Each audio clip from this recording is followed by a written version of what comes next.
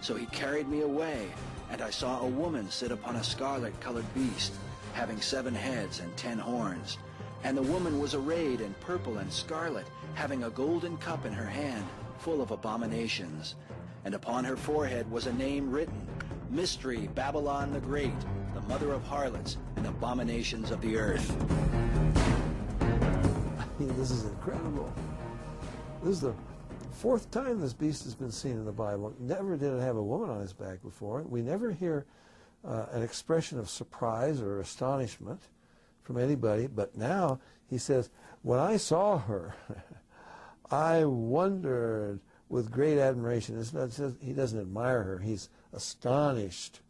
A woman rides the beast, and not like in a rodeo, the critter isn't trying to buck her off.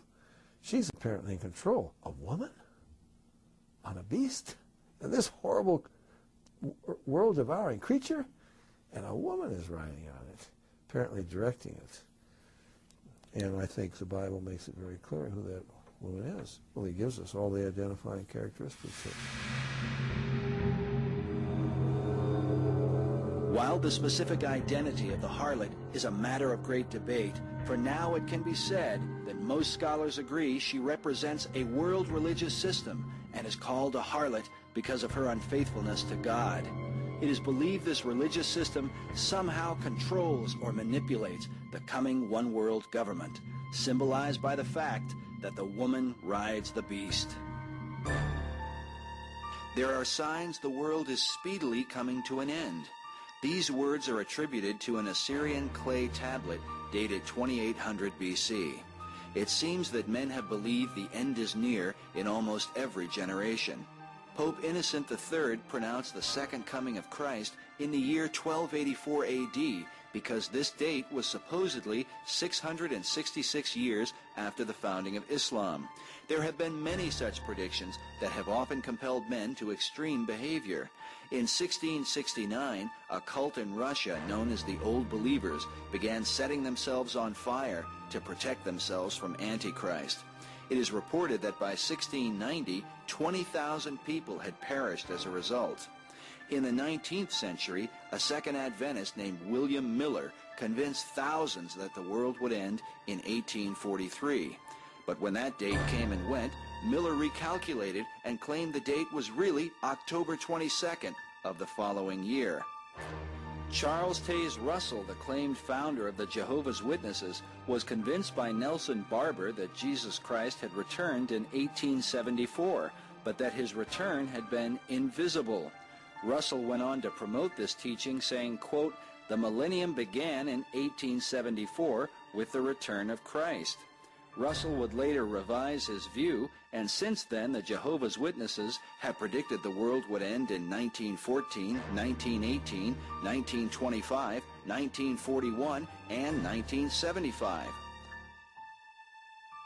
But as contrary as they seem, even these things are the fulfillment of God's prophecies. Jesus said, "Take heed that no man deceive you, for many shall come in my name, and shall deceive many. False prophets shall rise," he said. "Behold, I have told you before." The Lord said that of that day and hour knows no man. Some have taken this to mean that Christians need not pay attention to Bible prophecy. But Jesus also said, "Watch therefore, because you do not know what hour your Lord will come. And what I say unto you, I say unto all, watch." Considering these things, what is it about this time on earth that sets it apart from all those centuries that have come before us? Any time prior to the 20th century, the 666 and any other date that has actually been predicted would have been an impossibility as far as what the biblical parameters were in the model that Jesus set forth to show forth the end of the world in Armageddon.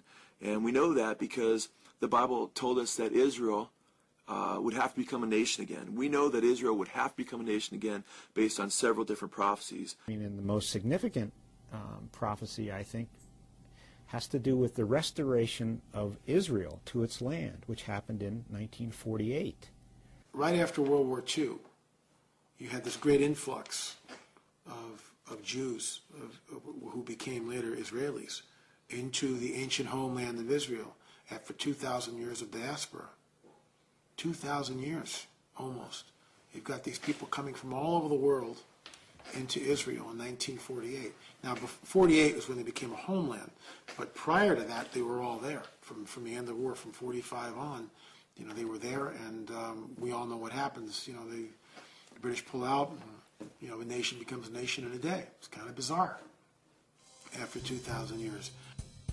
Some have considered that certain prophecies concerning the return of the Jews to the Promised Land may have been fulfilled when they returned from their ancient captivity in Babylon under Nebuchadnezzar. Yet centuries after this return, Jesus prophesied that they would be scattered again in fulfillment of further prophecies. Jesus foretold of the destruction of Jerusalem and the scattering of the Jews, an historic event now known as the diaspora that would occur in 70 AD. He spoke of the days of vengeance, that all things which are written may be fulfilled. For there shall be wrath upon this people, he said, and they shall fall by the edge of the sword, and shall be led away captive into all nations. And Jerusalem shall be trodden down by the Gentiles, until the times of the Gentiles be fulfilled. When he brought them into the land, he warned them, if they disobeyed his voice, he would cast them out, not just next door. He would scatter them to every nation on the face of this earth. You find that in Amos 9:9, you find that in Deuteronomy 28, verse 64. I mean, all through the Bible, over and over and over, God said he would scatter them, he would sift them like wheat among all the nations of the earth. And it happened. We call them the wandering Jew. You find them everywhere.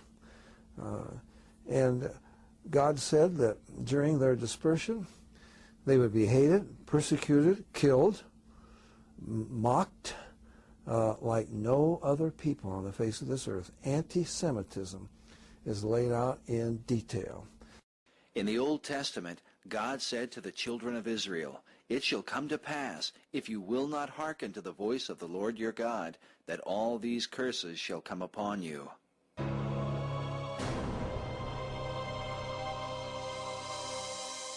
The Lord shall cause you to be defeated before your enemies, and you shall be removed into all the kingdoms of the earth.